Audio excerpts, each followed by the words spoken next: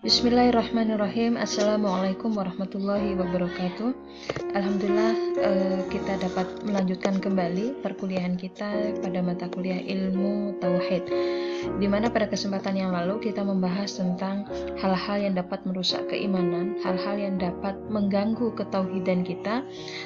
Maka pada hari ini kita memiliki tema yang cukup cantik, yang cukup menarik, yaitu tentang universalitas tauhid. Apa sih yang dimaksud dengan universalitas tauhid? Kalau kita melihat konsep tauhid itu kan mengesahkan Allah, mengesahkan Tuhan, menjadikan Allah itu satu-satunya. Nah, apa kaitannya dengan universalitas dari nilai tauhid ini? Maka dapat kita pahami bahwasanya universalitas itu berasal dari kata universal, ya. Secara umum artinya universalitas berarti memiliki sifat yang universal, sifat yang menyeluruh. Nah, kaitannya dengan tauhid di sini adalah bagaimana menjadikan nilai tauhid, menjadikan konsep tauhid itu dapat meresap dan menyeluruh kepada setiap sendi dan relung kehidupan kita. Nah, dalam hal ini misalnya begini, kehidupan kita itu pada dasarnya ada dua komposisi gitu. Ada dasar pengalaman, ada pengamalan. Pengalaman itu segala hal yang kita alami, yang mana dari hal yang kita alami itu berbuah menjadi sebuah pengetahuan. Karena yang kita alami maka kita tahu, dari tahu kita memiliki pengetahuan. Begitu juga dengan pengamalan. Pengamalan adalah segala hal yang kita lakukan atau kita tunaikan, kita wujudkan, kita laksanakan. Nah, bagaimana universalitas tauhid atau tauhid itu berlaku universal dalam kehidupan kita ini? Maka kita dapat menjadikan konsep tauhid ini sebagai dasar dari pengalaman kita, juga dasar dari pengamalan kita. Artinya dalam mengetahui sesuatu, dalam menjadikan pengalaman kita atau segala hal yang kita lakukan sebelumnya, juga apa yang akan kita lakukan, menjadikan tauhid ini sebagai dasarnya. Artinya hanya kepada Allah, menjadikan Allah satu-satunya. Pertanyaannya kemudian adalah bagaimana kita menjadikan tauhid sebagai dasar dari itu semuanya? Maka pada intinya adalah tauhid sendiri harus kita jadikan sebagai komitmen manusia kepada Tuhan, komitmen manusia kepada Allah. Artinya menjadikan tauhid, menjadikan nilai tauhid, landasan tauhid sebagai fokus kita, sebagai pusat orientasi kita, sebagai pusat hidup kita, sebagai satu-satunya sumber nilai, sebagai pangkal ujung kehidupan, sebagai kerangka aktivitas, sebagai artinya meresap ke dalam setiap kehidupan. Maksudnya bagaimana itu? Ya, boleh nggak kita fokus, ya? Boleh nggak kita fokus kepada hal lain selain kepada Allah? Boleh nggak kita ketika melakukan sesuatu berorientasi kepada hal lain selain kepada Allah? Boleh nggak kita menjadikan tujuan hidup kita itu tujuan yang lain selain tujuan yaitu menjadikan Allah sebagai tujuannya?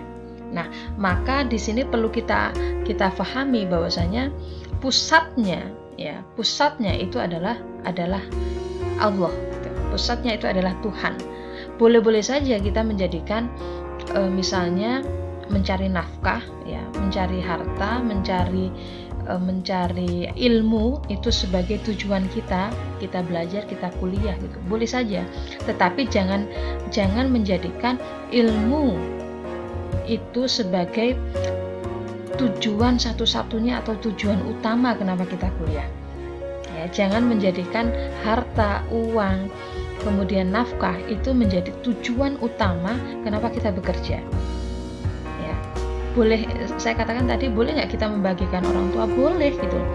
Dengan apa? Dengan kita kuliah rajin, dengan kita belajar yang rajin, dengan kita bekerja yang rajin. Boleh-boleh saja. Tidak ada salahnya dengan menjadikan 1, 2, 3, 4, 5 menjadi tujuan kita atau orientasi kita, tetapi jangan sampai menjadikan itu adalah yang utama atau menjadikan itu sebagai pusatnya. Nah, disinilah nilai-nilai tauhid itu harus kita jadikan sebagai komitmen kita sebagai manusia kepada Allah. Oke, berikutnya dalam kehidupan kita itu kan ada atau dalam Islam lah. Dalam Islam itu ada 3 dimensi utama. Ada tauhid atau akidah, ada syariah, ada juga akhlak. Nah, sekarang kalau misalnya bicara tentang syariah, berarti kan bicara tentang ketentuan hidup kita atau apa yang harus kita lakukan, bukan baik buruknya, tapi benar tidaknya, ya, benar atau salahnya sesuai dengan ketentuan Tuhan. Itu bicara tentang syariah. Berbicara tentang akhlak berarti tentang baik buruknya sebagaimana yang diajarkan oleh agama kita. Nah, apa kaitannya, ya? Kemudian pertanyaan muncul, apa kaitannya nilai-nilai tauhid ini, akidah ini dengan syariat dan juga dengan akhlak? Kita mulai dari korelasi tauhid dengan syariah. Tauhid adalah landasan dari segala apa yang kita lakukan, ya, landasan atau dasar dari segala hal yang kita lakukan. Nah, bersyariah itu kan sesuatu yang kita lakukan nih, tetapi yang kita lakukan sesuai dengan ketentuan Tuhan. Misalnya saya tidak mencuri, ya kan, saya berhijab, saya sholat, saya puasa, saya melakukan jual beli sesuai dengan ketentuan Allah, gitu ya. Nah, apa yang kita lakukan ini itu kan bagian dari syariah. Nah, apa hubungannya dengan tauhid gitu? Apa hubungannya dengan tauhid? Maka tauhid atau akidah itu pada dasarnya adalah syarat dari melaksanakan syariah. Bagaimana mungkin kita dapat bersyariah dengan baik dan benar sesuai dengan ketentuan Tuhan kalau kita tidak percaya Tuhan gitu? Kalau kita menyekutukan Allah gitu, bagaimana mungkin kita menyembah Allah dalam bentuk kita sholat, berpuasa, zakat dan ibadah-ibadah lainnya gitu, kalau kita tidak bertauhid, kalau kita tidak beriman kepada Allah. Sehingga apa? Tauhid ini sebenarnya adalah syarat dari pelaksanaan syariah itu sendiri. Sebaliknya, kita melakukan syariah atau kita bertauhid, ya, kita bertauhid atau kita berakidah, maka konsekuensinya adalah kita harus bersyariah. Maksudnya begini, kalau kita sudah beriman kepada Allah, kalau kita sudah mengesahkan Allah, kan tidak cukup hanya mengimaninya saja. Iya kan? Tidak cukup hanya beriman kepada Allah saja, tetapi konsekuensi dari keimanan kita dalam bentuk pembuktiannya adalah dengan bersyariah. Sehingga korelasi tauhid dengan syariah atau hubungan antara tauhid dengan syariah adalah tauhid itu sebagai syarat dari pelaksanaan syariah, dan syariah itu adalah bentuk konsekuensi dari kita bertauhid atau berakidah. Bisa dipahami itu ya? Berikutnya, apa korelasi tauhid dengan akhlak? Kalau tadi bicara tentang tauhid dengan syariah, lantas apa korelasi tauhid dengan akhlak? Perbuatan yang baik itu pasti landasannya adalah sesuatu yang baik. Entah sesuatu itu berupa akal pikiran kita, logika kita, atau hati nurani kita. Karena kita memiliki hati nurani yang baik, akal pikiran yang baik, logika yang baik, maka akan termanifestasi dalam bentuk akhlak yang baik. Nah, namun perbuatan yang baik kalau hanya berlandaskan pada logika semata, akal pikiran kita atau hati nurani semata, maka tidak akan bersifat absolut, tidak akan bersifat mutlak. Artinya, bisa saja kita mengatakan jujur itu baik, ya, jujur itu baik, tidak mencuri itu baik, ya. Tapi belum tentu besok kita akan mengatakan hal yang sama atau kita melakukan hal yang sama. Ketika apa? Ketika misalnya kita dihadapkan pada kondisi yang mendesak, ya, dihadapkan pada kondisi yang mendesak. Wah, ini kalau misalnya saya nggak nyontek misalnya, kalau saya nggak mencuri, kalau saya tidak ini, wah, saya tidak akan bisa apa-apa nih gitu. Nah, logika kita, hati nurani kita akan mendorong kita untuk menghasilkan perbuatan yang berbeda. Makanya kenapa perbuatan berupa akhlak atau etika atau moral lah kita katakan demikian, ketika dia bersumber dari akal pikiran, logika dan hati nurani semata, maka endingnya atau pada akhirnya adalah tidak bersifat absolut. Berbeda dengan ketika kita melandaskan perbuatan kita pada ajaran agama, yaitu pada Al-Quran, pada As-Sunnah gitu. Maka sampai kapanpun namanya jujur itu adalah baik, sampai kapanpun tidak mencuri itu adalah baik dan mencuri itu adalah buruk gitu.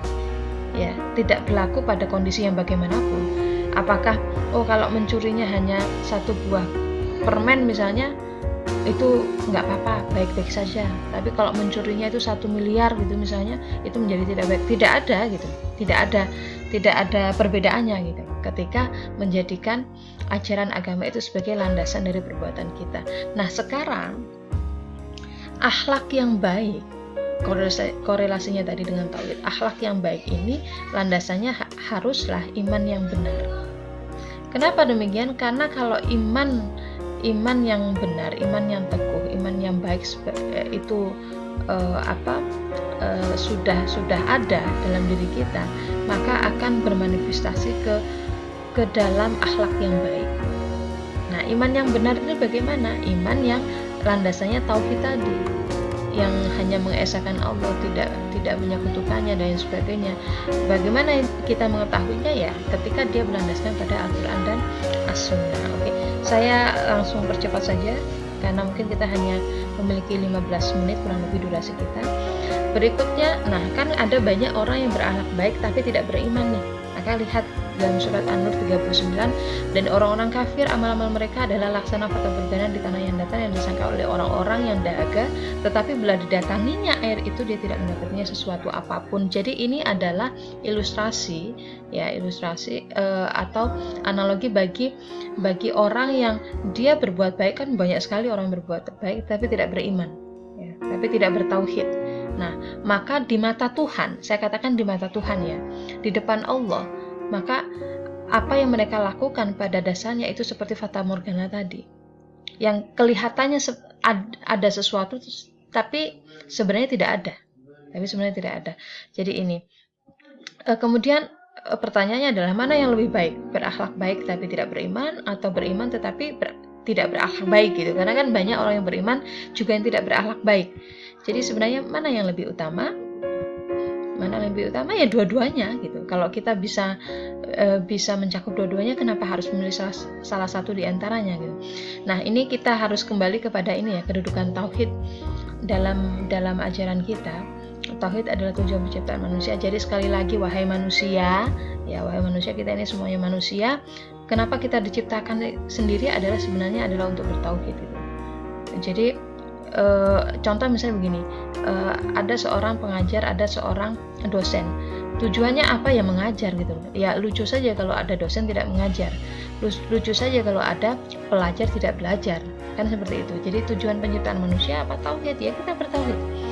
Berikutnya dasar dibangunnya amalan dalam Islam. Sesungguhnya, ini hadisnya, sesungguhnya Allah tidak menerima suatu amal perbuatan kecuali yang murni dan hanya mengharap ridha Allah. Jadi menjadikan tauhid ini, ikhlas dan hanya mengharap ridha Allah ini sebagai dasar amalan kita.